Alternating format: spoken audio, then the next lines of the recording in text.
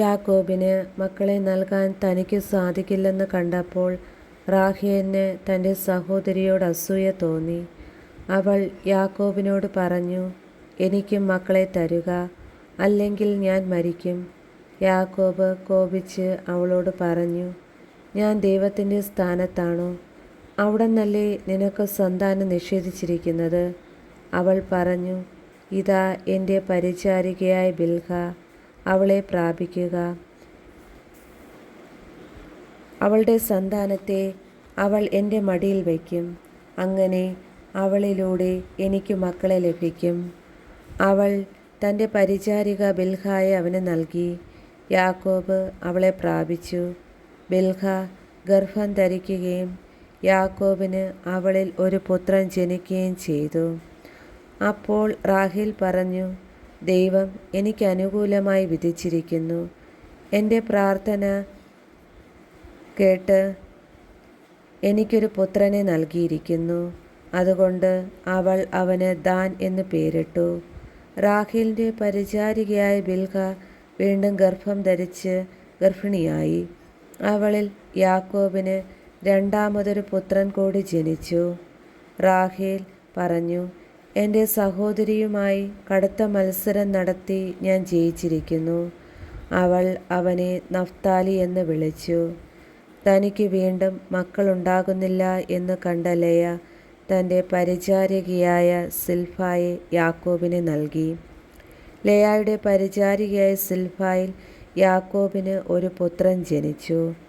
ഭാഗ്യം എന്ന് ഉദ്ഘോഷിച്ചുകൊണ്ട് ലേയ അവന് ഗാദ് എന്ന് പേരിട്ടു. ലേയായുടെ പരിചാരികയായ സിൽഫായിൽ യാക്കോബിന് വീണ്ടും ഒരു പുത്രൻ ജനിച്ചു. ലേയ പറഞ്ഞു, ഞാൻ ഭാഗ്യവതിയാണ്. സ്ത്രീകൾ എന്നെ ഭാഗ്യവതി എന്ന് വിളിക്കും. അതുകൊണ്ട് അവൾ അവന് ആഷേർ എന്ന് പേരിട്ടു. ഗോതമ്പ് കൊയ്യുന്ന കാലത്ത് റൂബൻ വയലിൽ പോയി.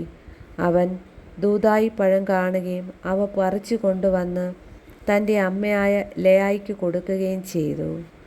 അപ്പോൾ റാഹേൽ ലേയായോട്, നിന്റെ മകൻ കൊണ്ടുവന്ന ദൂദായി പഴം കുറച്ചെനിക്ക് തരിക എന്ന് പറഞ്ഞു.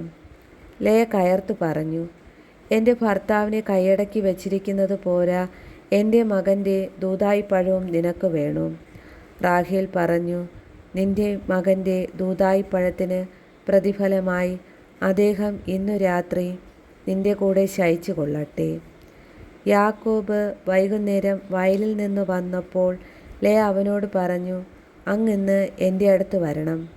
കാരണം എൻ്റെ മകൻ്റെ ദൂദായി പഴം കൊടുത്ത് ഞാൻ അങ്ങയെ വാങ്ങിയിരിക്കുകയാണ്.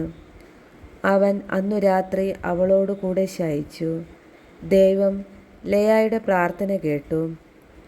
അവൾ വീണ്ടും ഗർഭം ധരിച്ച് യാക്കോബിന് അഞ്ചാമതൊരു മകനെ കൂടി നൽകി. എൻ്റെ പരിചാരകിയെ ഭർത്താവിന് കൊടുത്തതിന് ദൈവം എനിക്ക് പ്രതിഫലം തന്നു എന്നു പറഞ്ഞ് അവൾ അവനെ ഇസ്സാക്കർ എന്ന് വിളിച്ചു. ലേയ വീണ്ടും ഗർഭിണിയായി. യാക്കോബിന് അവൾ ആറാമത്തെ മകനെ പ്രദാനം ചെയ്തു. ദൈവം എനിക്ക് നല്ല സമ്മാനം തന്നിരിക്കുന്നു. ഇനി ഭർത്താവ് എന്നോടൊത്ത് വസിക്കും. അവന് ഞാൻ 6 മക്കളെ കൊടുത്തിരിക്കുന്നല്ലോ എന്ന് പറഞ്ഞ് അവൾ അവന് സെബുലൂൺ എന്ന് പേരിട്ടു. അവൾക്ക് ഒരു പുത്രൻ ജനിച്ചു. അവൾ തൻ്റെ പുത്രിയെ ദീന എന്ന് വിളിച്ചു. ദൈവം റാഹേലിനെ സ്മരിച്ചു. അവിടുന്ന് അവളുടെ പ്രാർത്ഥന കേൾക്കുകയും അവളുടെ വന്ധ്യത അവസാനിപ്പിക്കുകയും ചെയ്തു. അവൾ ഗർഭം ധരിച്ച് ഒരു പുത്രനെ പ്രസവിച്ചു. അവൾ പറഞ്ഞു, എൻ്റെ അപമാനം ദൈവം നീക്കിക്കളഞ്ഞിരിക്കുന്നു. കർത്താവ് എനിക്ക് ഒരു പുത്രനെ കൂടി തരട്ടെ എന്ന് പറഞ്ഞ് അവൾ അവന് ജോസഫ് എന്ന് പേരിട്ടു. യാക്കോബിൻ്റെ സമ്പത്ത്. റാഹേൽ ജോസഫിനെ പ്രസവിച്ചു കഴിഞ്ഞ് യാക്കോബ് ലാബാനോട് പറഞ്ഞു, എന്നെ പറഞ്ഞയക്കുക, ഞാൻ എൻ്റെ നാട്ടിലേക്ക് പോകട്ടെ. എൻ്റെ ഭാര്യമാരെയും മക്കളെയും എനിക്ക് തരിക. അവർക്ക് വേണ്ടിയാണ് ഞാൻ അങ്ങയെ സേവിച്ചത്. ഇനി ഞാൻ പോകട്ടെ. ഞാൻ ചെയ്ത സേവനം അങ്ങേക്കറിയാമല്ലോ. ലാബാൻ മറുപടി പറഞ്ഞു, നിനക്ക് എന്നോട് താല്പര്യമുണ്ടെങ്കിൽ നീ പോകരുത്. നീ മൂലമാണ് കർത്താവ് എന്നെ അനുഗ്രഹിച്ചത് എന്നെനിക്കറിയാം. നിനക്കെന്തു പ്രതിഫലം വേണമെന്ന് പറയുക, അതു ഞാൻ തരാം.